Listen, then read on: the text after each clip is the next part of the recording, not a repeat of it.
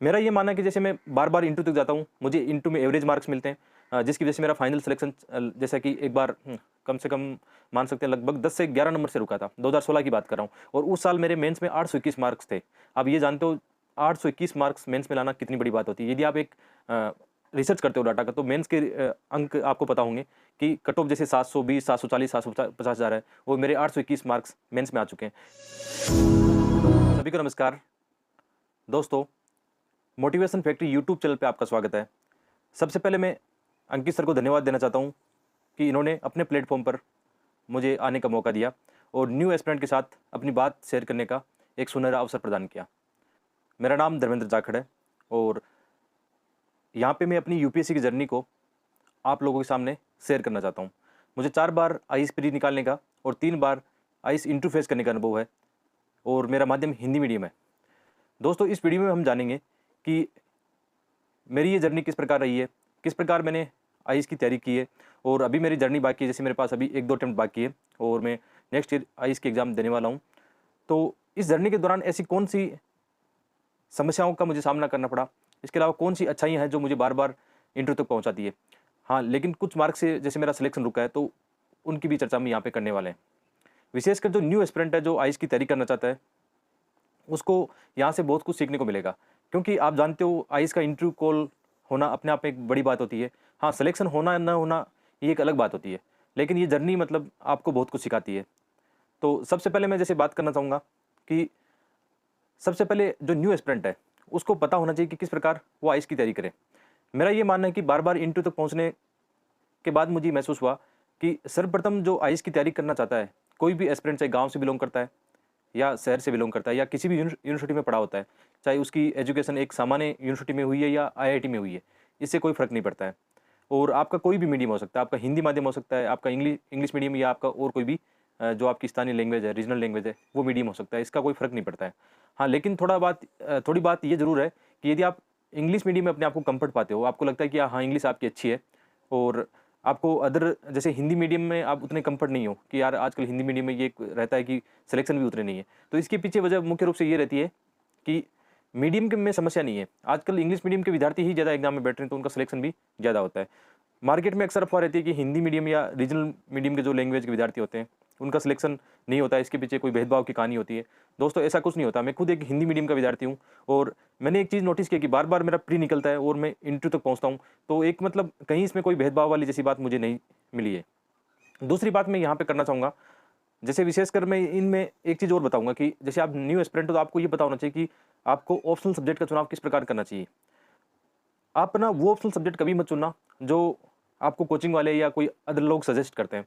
आप सबसे पहले जब ऑप्शनल सब्जेक्ट चुनते हो, तो आपको ये कोशिश करनी है कि उस सब्जेक्ट की मार्किंग पैटर्न क्या है, कि आप 2-3 साल के उसके डाटा उठाना और उस सब्जेक्ट में कितने विद्यार्थियों का सिलेक्शन हुआ है।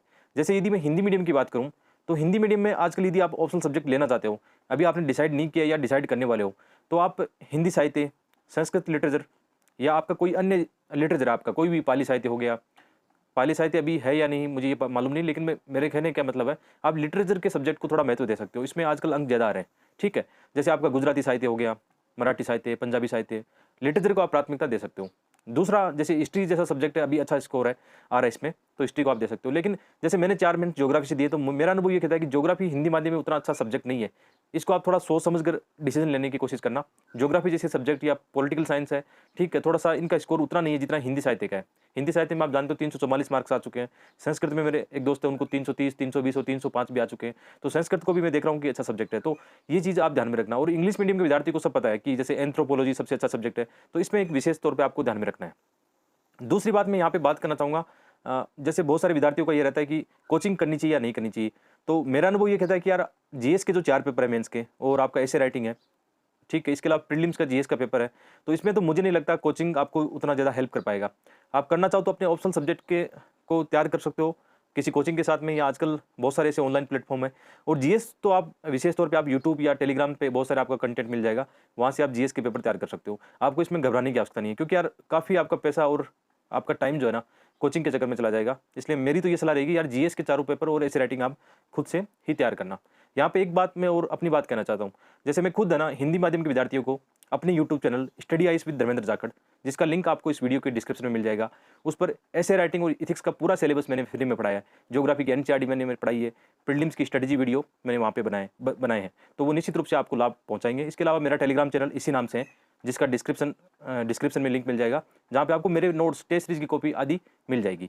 तो मेरा यही कहना है कि मेरा जो अनुभव है वो निश्चित रूप से आप लोगों को काम आए। जो मेरे छोटे भाई और बहन है वो निश्चित रूप से शुरुआती स्तर से ही अपनी जो आईएएस की गाइडेंस है वो सही आपको मिले और उसके अकॉर्डिंग आप आगे बढ़े। तीसरी बात, मैं एक सबसे इंपॉर्टेंट बात आप लोगों को कहना चाहूँगा कि आप शुरू से ही अपने व्यक्तित्व पे ध्यान दें। यानी आप जानते हो यूपीएससी की जर्नी का जो तीसरा पड़ाव होता है आईएएस का, जो आप जानते हो साक्षात्कार इंटरव्यू जो होता है, ये सबसे अहम पड़ाव होता है। यहाँ पे आपके व्यक्तित्व का परीक्षण होता है। तो मेरा ये मानना है कि जैसे मैं बार बार इंटरव्यू तक जाता हूँ, मुझे इंटरव्यू में एवरेज मार्क्स मिलते हैं, जिसकी वजह से मेरा फाइनल सिलेक्शन जैसा कि एक बार कम से कम मान सकते हैं लगभग 10 से 11 नंबर से रुका था। 2016 की बात कर रहा हूँ, और उस साल मेरे मेंस में 821 मार्क्स थे।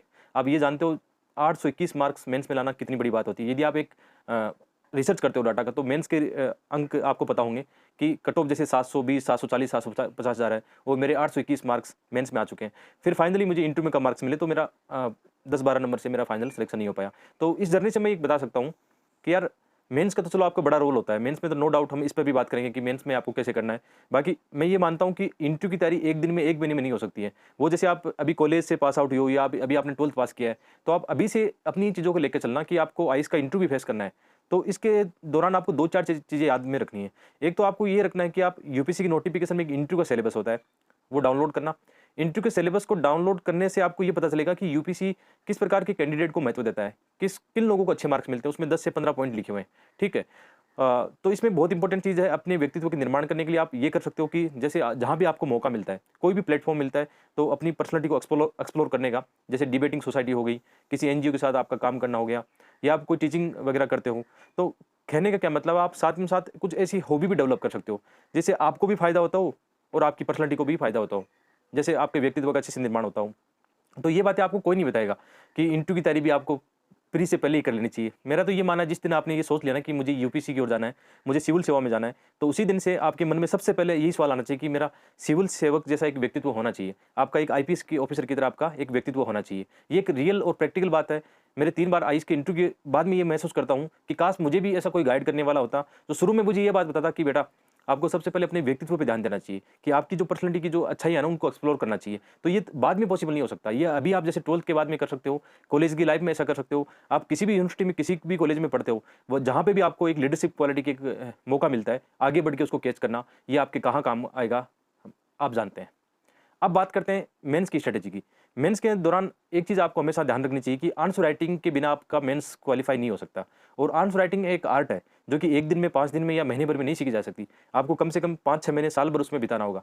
मैं कभी ये नहीं कहता कि आप ना 5-6 महीने में आईएएस निकाल सकते हो या 1 साल में आईएएस निकाल सकते हो। मेरा तो ये मानना है कि आईएएस की जर्नी कम से कम आप मांगती है 15 से 2 साल मांगती है। 15 महीने से लेकर 2 साल तक, यानी 24 महीने तक मांगती है।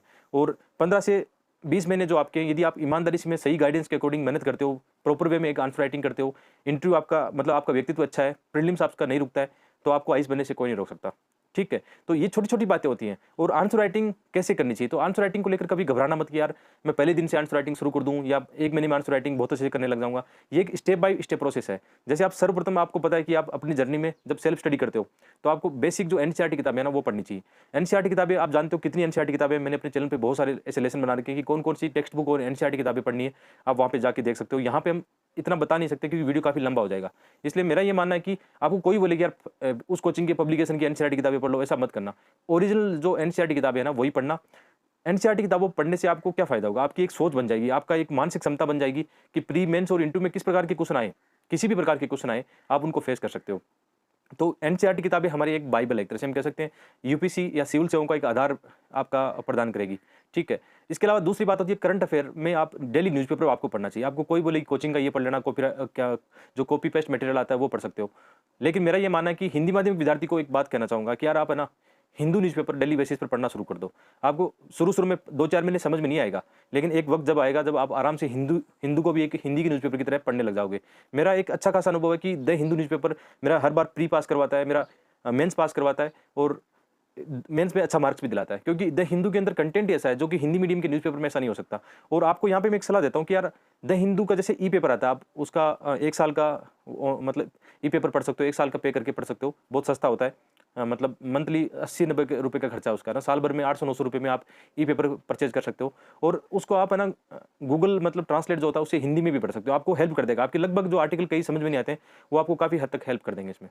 ठीक है, तो न्यूज़पेपर का एक बड़ा रोल होता है। एनसीईआरटी किताबें आपको पढ़नी है, मोटी-मोटी किताबें, और कोचिंगों की नोट्स के पीछे ज़्यादा नहीं भागना है। जैसे मोटी किताबों की बात करूँ तो मेरे पास 2 मोटी किताबें रहती है बस, एक लक्ष्मीकांत और स्पेक्ट्रम। इसके अलावा मेरे पास और कोई मोटी किताबें नहीं है। मेरे पास सविंदर सिंह, माजिद हुसैन, खुल्लर या मतलब रमेश सिंह, ये आदि किताबें मेरे पास नहीं है, जो कि लोग अक्सर सजेस्ट करते हैं। मेरे पास एनसीईआरटी किताबें हैं, और एनसीईआरटी किताबों को 10 बार पढ़ना है, और मैंने पढ़ा है, तभी ये बात बोल पा रहा हूँ कि 10 कम से कम आपको एनसीईआरटी किताबें 5 से लेकर 10 बार पढ़ना है। जो भी बुक पढ़ते हो 5 से 10 बार पढ़ना है। इसके अलावा बहुत सारे कोचिंग के अच्छे मटेरियल आपको चाहिए, वीडियो चाहिए, तो आप टेलीग्राम पे सब कुछ मिलता है आजकल, यूट्यूब पे सब कुछ मिलता है, गूगल में सब कुछ मिलता है, सभी टेस्ट सीरीज आपको यहाँ पे मिल जाएगी। तो इस प्रकार आपकी एक स्ट्रेटेजी होनी चाहिए। विशेषकर जैसे इस साल जो प्रीलिम्स देने जा रहा है, आप ये वीडियो देख रहे हो, तो अभी भी 20 से 25 दिन आपके पास है। आप अपने ज़्यादा से ज़्यादा कोशिश करना, अपनी रिवीजन स्ट्रेटेजी पे ध्यान दो। कोशिश ये करनी है कि नया मैटर आपको ज़्यादा नहीं पढ़ना है। आपने जो भी अपने नोट्स बनाए हैं, जो भी किताबें आपने पहले पढ़ी है, उन पे फोकस करो। इसके अलावा आप चाहो तो कुछ मॉक टेस्ट वगैरह इसमें दे सकते हो। कम से कम 4-5 फुल मॉक टेस्ट देकर तो जरूर जाना, मार्केट में इजीली अवेलेबल रहते हैं, जरूर पढ़ना। इसके अलावा जो 2022 में एग्जाम देने वाला है या 23 में एग्जाम देने वाला है, आपके पास एक सुनहरा अवसर अभी है कि अभी से आप एक ढंग से अपना एक फाउंडेशन तैयार कर सकते हो। दिसंबर, जनवरी, फरवरी तक आप अपने प्री और मेंस दोनों इंटीग्रेटेड पढ़े, और उसके बाद में प्री फोकस करके पढ़ा जा सकता है। याद रखना, कभी भी है ना केवल प्री मत पढ़ना या केवल मेंस नहीं पढ़ा जाता है। हमेशा जो आपकी पढ़ाई होती है, प्री प्लस आपका मेंस होता है, साथ में इंटरव्यू की प्रिपरेशन हमेशा चलती रहती है।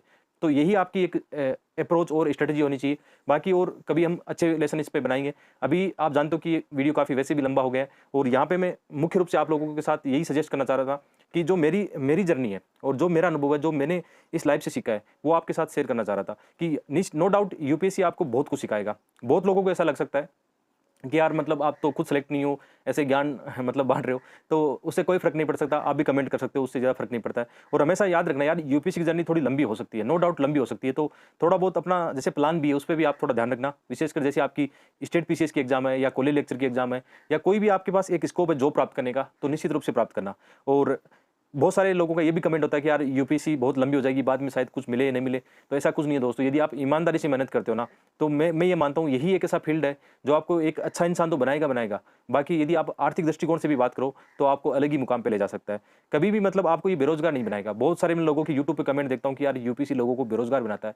तो मेरा अनुभव ये कहता है कि ऐसा नहीं होता है, क्योंकि मैं खुद अपनी पढ़ाई करता हूँ, साथ में बच्चों को पढ़ाता हूँ, न्यू स्टूडेंट को पढ़ाता हूँ, और ब्लॉगिंग के माध्यम से या यूट्यूब के माध्यम से एक अच्छा खासी अर्निंग हो सकती है। जैसे अपने परिवार को सपोर्ट करने की बात आती है, सब पढ़ाई मतलब मैनेज है एकदम, कि आप एक पढ़ाई कर रहे हो। हाँ, हो सकता है कि आपका सिलेक्शन कुछ साल आगे बढ़ गया है, ठीक है, कोई उससे कोई फर्क नहीं पड़ता। सिलेक्शन आपके हाथ में नहीं, मेहनत आपके हाथ में होती है, वही मैं कर रहा हूँ। ठीक है, तो आप निश्चित रूप से मेरे से कुछ सीख के ही यहाँ से जाओगे। और बाकी आप मेरे यूट्यूब चैनल पे आना, वहाँ पे आपको बहुत कुछ सीखने को मिलेगा। डेली बेसिस पर फ्री में बहुत सारा कंटेंट आपको मिल जाएगा। तो इस प्रकार सभी को बहुत बहुत धन्यवाद। और इस यूट्यूब चैनल को और मेरे यूट्यूब चैनल दोनों को सपोर्ट करना, प्यार देना, जिसका लिंक इस वीडियो के डिस्क्रिप्शन में मिल जाएगा। आप सभी का बहुत बहुत धन्यवाद।